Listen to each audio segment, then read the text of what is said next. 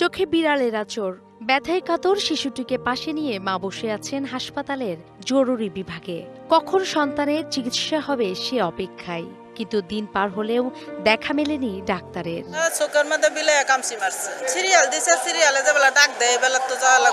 রাজধানীর আগারগাঁওয়ে জাতীয় চক্ষু বিজ্ঞান ইনস্টিটিউটে গত ৮ দিন ধরে প্রতিদিনই আসছে অসংখ্য রোগী। হাসপাতালের জরুরি বিভাগ সহ সবকিছু বন্ধ থাকায় ফিরেও যাচ্ছেন। জরুরি ফলো আপ চিকিৎসা নিতে এসেও ফিরে যেতে হচ্ছে অনেক রোগীকে।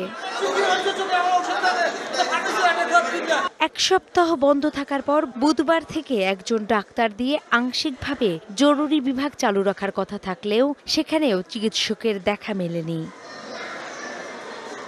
জরুরি বিভাগ চালু থাকার কথা শুনে হাসপাতালে গিয়ে অনেক রোগী কাউন্টার থেকে টিকিটও কিনছেন, শেষ পর্যন্ত বিফল হয়ে ফিরেও যাচ্ছেন।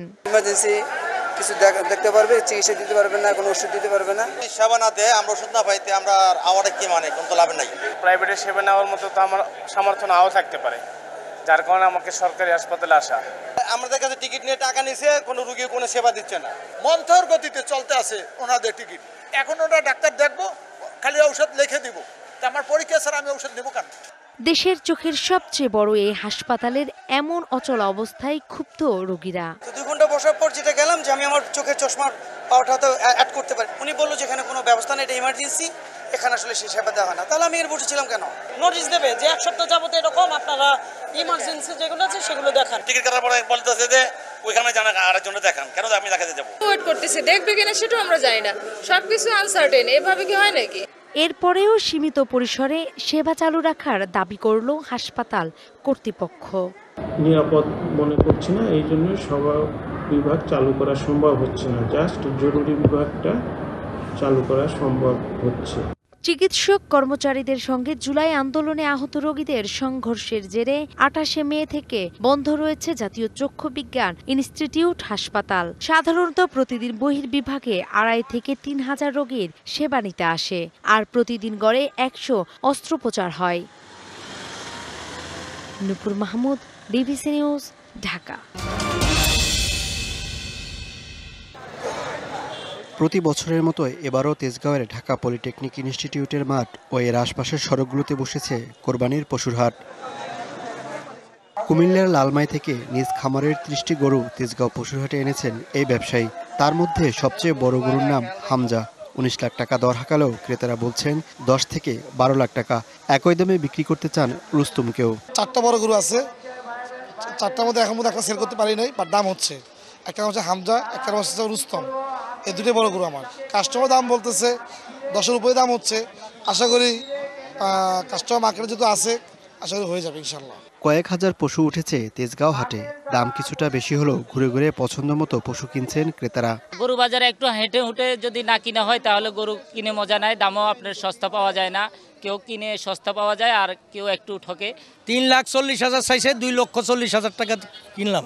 2 লাখ টাকা বলতেছে যেটা, সেটা আমরা যদি 1,60,000 বলতেছি, সেটা ছাড়তেছে না। বিক্রেতারা বলছেন হাটে ক্রেতা কম, দুশ্চিন্তায় আছেন সব পশু বিক্রি হওয়া নিয়ে। তবে কম লাভ হলেও পশু ছেড়ে দিচ্ছেন কেউ কেউ। আমরা হালকা কিছু লাভ হলে আমরা বিক্রি করে দেবো, আর ওই অতটা আশা নাই। প্রতিটি পশুর জন্য 5% হারে হাসিল নিচ্ছেন ইজারাদাররা। প্রত্যাশা শেষ দিকে বেচা বিক্রি বাড়বে আরও। রয়েছে ডিজিটাল বুথে পেমেন্টের ব্যবস্থাও। জাল নোট শনাক্তে তৎপর রয়েছে আইনশৃঙ্খলা বাহিনী। Mohaiminul Khan Apu, DBC news, Dhaka. বগুড়ার কালীতলা হাটে শত শত গরু আর ছাগল থাকলেও সবার নজর 4 বছর বয়সী এই দুম্বার দিকে। দাম 3 লাখ টাকা। 3 লাখ চাইছে, শখ করে কেউ নিতে পারে, যেহেতু নাই এদেশে। শহরের অন্য হাটগুলোতে ছোট থেকে মাঝারি ও বড় গরুর আমদানি হয়েছে, বেচাকেনা কম। এবার গত বছরের তুলনায় গরুর দাম না বাড়ায় স্বস্তিতে ক্রেতারা। ঈদের আগে দাম আরও কমবে আশা ক্রেতার। এখনো শুরু হয়নি, দাম মোটামুটি স্বাভাবিক আছে, অবশ্য দাম স্বাভাবিক। তবে প্রত্যাশিত দাম না পাওয়ার আক্ষেপ আছে মৌসুমী গরু ব্যবসায়ী ও খামারিদের। গতবার দিয়ে গরু 2 লক্ষ বেচা আছে, এবার 90 বেচা কেনা হচ্ছে। বেচাকেনা কম হওয়ার পেছনে বৈরী আবহাওয়াকে দায়ী করছেন ইজারাদাররা। ক্রেতা বিক্রেতা মোটামুটি আছে, ওয়েদারের কারণে একটু সমস্যা, তাছাড়া কি মোটামুটি বেচা বিক্রি আলহামদুলিল্লাহ ভালো হবে, যেহেতু আমাদের শহরের মধ্যে ঐতিহ্যবাহী একটা হাট। এদিকে কালো টাকার প্রভাব না থাকায় এবছরও বিক্রেতারা চড়া দামে গরু বিক্রির চেষ্টা করছেন বলে অভিযোগ আনেন বরিশালের ক্রেতারা। একজন 4টা-5টা কিনছে, এবছর 2টা কিনবে, 1টা কিনবে, কেউ কিনবে না, কেউ কোরবানি দেবে না। একজন 5-7 টাকা মানে কিনে নিত কালো টাকার সাদা বানাইয়া। ক্রেতারা যেমন দাম যাচাই বাছাই করছেন, বিক্রেতারাও হাক ডাক দিয়ে ক্রেতার মনোভাব বুঝার চেষ্টা করছেন। গরুর দাম মোটামুটি সহনশীল পর্যায়ে আশা করছি, ইনশাল্লাহ। এখনো হাটের আরো 2-3 দিন আছে, দাম আরো কমবে আশা করছি। পশুর হাটে কালো টাকার প্রাধান্য কম থাকায় ঈদের আগে দাম কমার আশা অযৌক্তিক নয়, দাবি টিআইবি সভাপতির। ঈদের আগের দিন গরুর দাম কখনো কখনো বাড়ে, কখনো কখনো কমে, কমার সম্ভাবনা আছে। তার কারণ গতবারের মতো তো প্রাধান্য নেই, এবছর কালো টাকার প্রাধান্য নাই বললেই চলে। বগুড়ায় এবার কোরবানির জন্য 7.5 লাখ পশুর মধ্যে 3,16,000 গরু এবং 4,80,000 ছাগল রয়েছে। আর বরিশাল বিভাগের 6 জেলায় কোরবানির পশু রয়েছে 4,59,848টি, চাহিদা 3,94,552টি।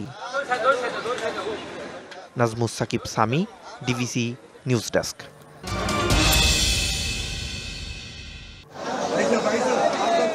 মেহেরপুর সদর উপজেলার বারাদি ইউনিয়নের এই হাটে সারা বছর চলে ছাগল কেনাবেচা। ঢাকা, চট্টগ্রাম সহ দেশের বিভিন্ন প্রান্তে যায় এখানকার পশু। বিখ্যাত ব্ল্যাক বেঙ্গল পাওয়া যায় বলে দেশের বিভিন্ন প্রান্ত থেকে ব্যাপারীরা আসেন এখানে। গ্রাম অঞ্চল থেকে ছাগল কিনে এনে এই হাটে বিক্রি করেন স্থানীয় ব্যবসায়ীরা। এছাড়াও নিজের পোষা ছাগলও বিক্রি করতে এসেছেন অনেকে। এই ধর আমরা 40-45 করে কিনতেছি, 50 করে কিনতেছি, বুঝছেন? মানে বেচা কিনি কম, মানে আল্লাহ কি করব না করব আল্লাহই জানে।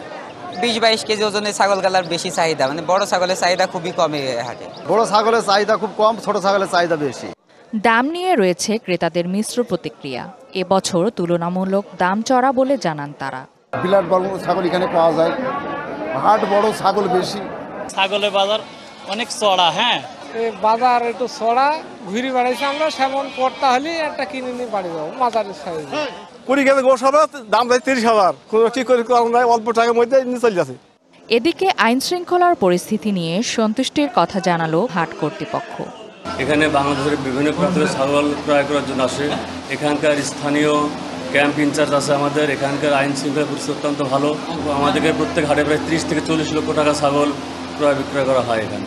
সপ্তাহের শনি ও বুধবার দুদিন এই হাটে 1,500 থেকে 2,000 ছাগল বেচাকেনা হচ্ছে। DBC news desk.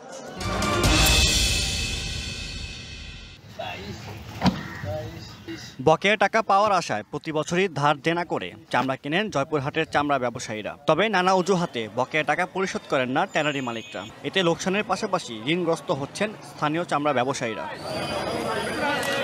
কোরবানির ঈদে জয়পুরহাটের আড়তগুলো থেকে প্রতি বছর প্রায় 100 কোটি টাকার চামড়া ঢাকায় সরবরাহ হয়, কিন্তু তহবিল হারিয়ে চলতি বছর জেলার চামড়ার আড়তগুলোতে নেই প্রস্তুতি। লবণ ও শ্রমিকের দাম বেশি হওয়ায় চামড়া কেনার পর ন্যায্য দামও পাচ্ছেন না মহাজনদের কাছে। ফলে ক্রমাগত লোকসানের শঙ্কায় এবারে ঈদে চামড়া কেনার সিদ্ধান্ত নিতে পারছেন না তারা। পাশাপাশি ট্যানারি মালিকদের প্রায় 35 কোটি টাকার চামড়া বাকি দিয়ে নিঃস্ব হয়েছেন অনেকে। এই অবস্থায় চামড়া শিল্পকে বাঁচাতে সরকারের সরাসরি হস্তক্ষেপ চেয়েছেন জেলার চামড়া ব্যবসায়ীরা। মানুষের কাছে ধার দেনা করে সুদের উপর টাকা নিয়ে আমরা ব্যবসা করি। ট্যানারি মালিকের ঘরের কাছে বহু টাকা পরে পাবো আমরা। লবণের দাম বাড়ে গেছে, সরকার চামড়া রেট বাড়াইছে, কিন্তু ট্যানারি আলাদা বেশি দামে কিনে না। সরকার যে রেট দিয়েছেন ওই রেটে ট্যানারি আলারা রাজি না। মালিকদের পাশাপাশি মানবেতর জীবনযাপন করছেন শ্রমিকরাও। শিল্পপতির কাছে দিয়েও টাকা টুকা পাচ্ছে না, আমার কর্মচারীও খুব কষ্টের ভিতরে আছে। আর এখন কাজে সংসার চলা আমার ঘরে খুব কঠিন হয়। দুর্দিন লাঘবে সরকারি সহযোগিতার দাবি জেলার ব্যবসায়ী গ্রুপের। প্রত্যেক ব্যবসায়ীকের অবস্থা অনেক করুণ, পুঁজি নেই কারো। গভর্নমেন্ট চামড়ার দাম দিয়েছে, আসলে তারা তো কখনোই নির্ধারিত দামে চামড়া ক্রয় করে না, লাস্টে আমাদের ভোগান্তি হতে হয়। সকল প্রতিকূলতা ও হতাশা দূর করতে দ্রুত উদ্যোগ নেবে সরকার, এমন প্রত্যাশা ব্যবসায়ীদের। DBC news desk.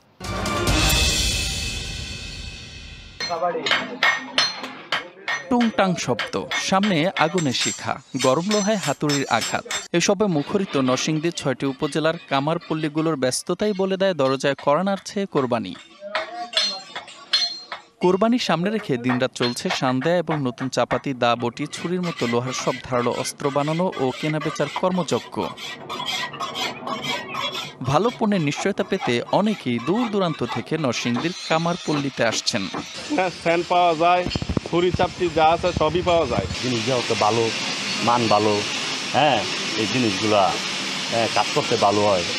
দা, বডি, ছুরি এনে যা করুন কিন্তু এই লেগে নিয়েছি। এখানে কাজ ভালো, কর্ম ভালো, প্রতি বছর আসি। তবে এসব যন্ত্র তৈরিতে ব্যবহৃত কয়লা ও লোহাসহ শ্রমিকের মজুরি বৃদ্ধিতে লাভ সীমিত বলে জানান কামার শিল্পীরা।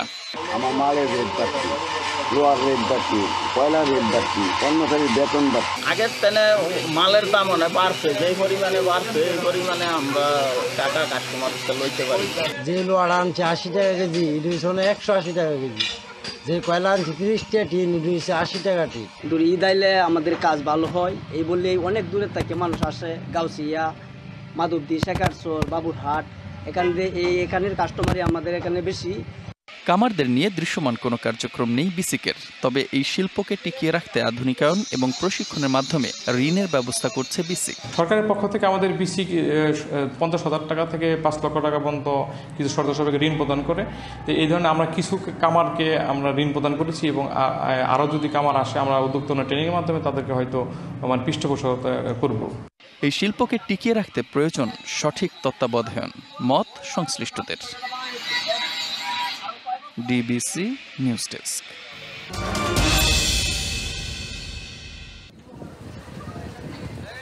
নারায়ণগঞ্জের রূপগঞ্জের বৃহত্তর তৈরি পোশাক কারখানার একটি এনজেড ফেব্রিক্স, কয়েক হাজার শ্রমিক কাজ করে এখানে। তবে গত কয়েক মাসে গ্যাস সংকটে প্রায় বন্ধ কারখানার উৎপাদন, মেশিন বন্ধ রেখে অলস সময় পার করছেন শ্রমিকরা। একই অবস্থা ফকির ফ্যাশন সহ নারায়ণগঞ্জের বেশিরভাগ তৈরি পোশাক কারখানার, গ্যাস না পাওয়ায় কমে গেছে উৎপাদন। প্রায় 9-10 হাজার মানুষ কাজ করে, যদি গ্যাস না থাকে আমি জেনারেটর চালাতে পারতেছি না। আমার যদি ওয়ার্ক অর্ডার বাতিল হয়ে যায়, আমার যদি এয়ার ফ্রেট হয়ে যায়, আমি তো কাপড় বিক্রি করেও আমার কোম্পানি সেটা পরিশোধ করতে পারবে না। কোম্পানি না পাবে তার সার্ভাইভ করার মতো সুযোগ, আর না পাবে নেক্সট অর্ডারের কোনো সুযোগ। বিকল্প হিসেবে কারখানা মালিকরা সিএনজি ও এলপিজি গ্যাস ব্যবহার করে উৎপাদন চালিয়ে আসছিলেন। তবে গত মাসে ভোলা থেকে সিলিন্ডারে অন্য জেলায় গ্যাস নেওয়া বন্ধে আন্দোলন শুরু হলে সেই উৎসও বন্ধ হয়ে যায়। আমাদের আন্দোলন চলমান রয়েছে, কিন্তু আমরা এই আন্দোলন চলমান থাকাকালীন সত্ত্বেও বেশ কয়েকবার আশ্বাস পেলেও কার্যকরী কোনো পদক্ষেপ পাইনি। আমরা ইন্ট্রাকোর গ্যাস আপাতত আটকিয়ে দিয়েছি, এই দাবি দেওয়া না পূরণ হওয়া পর্যন্ত এই সব বন্ধ থাকবে এবং আমাদের ভবিষ্যৎ পরিকল্পনা আছে আমরা 450 মেগাওয়াট যে বিদ্যুৎ দিচ্ছি সেটাও বন্ধ করে দিব। দ্রুত এই সমস্যার সমাধান না হলে রপ্তানি বাণিজ্যে ধস নামার আশঙ্কা করছেন সংশ্লিষ্টরা। ছাঁটাই হতে পারে শত শত শ্রমিক। যারা নাকি এটার অথরিটি আছে তারা গভর্নমেন্টের সাথে বসে এটা একটা অ্যামিকেবল সলিউশন করা, যেন আমাদের ইন্ডাস্ট্রিটা ভালো পজিশনের মধ্যে চলে আসে, নাহলে কিন্তু আমাদের লসের পরিমাণ অনেক বেশি দাঁড়িয়ে যাবে। শিল্প প্রতিষ্ঠান টিকিয়ে রাখতে সরকার গ্যাস সরবরাহ স্বাভাবিক রাখবে এমন প্রত্যাশা সংশ্লিষ্টদের। Mehedi Hasan, DBC news desk.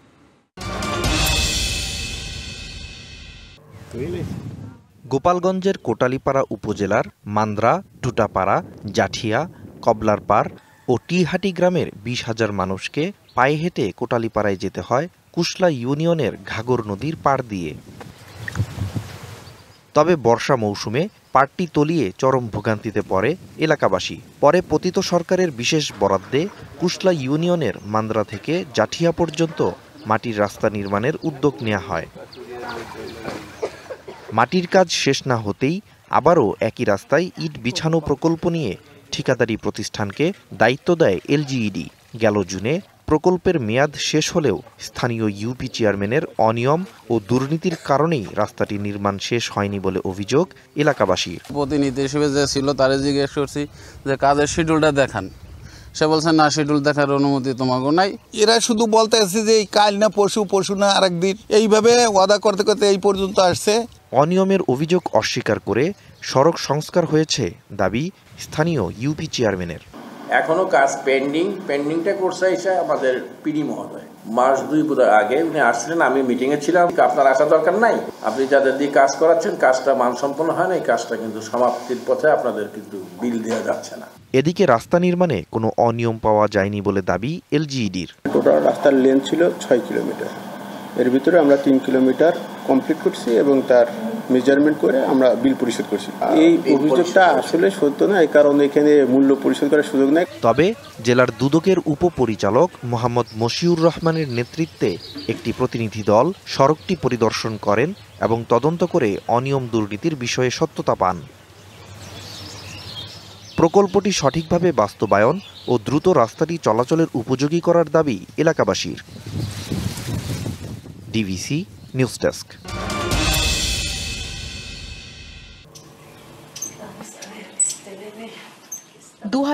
সালে স্বামীর মৃত্যু এবং নিজের ক্যান্সার নির্ণয়ের পর জীবনের মোড় ঘুরে যায় পশ্চিম মেক্সিকোর কাতিয়া লাতোফের।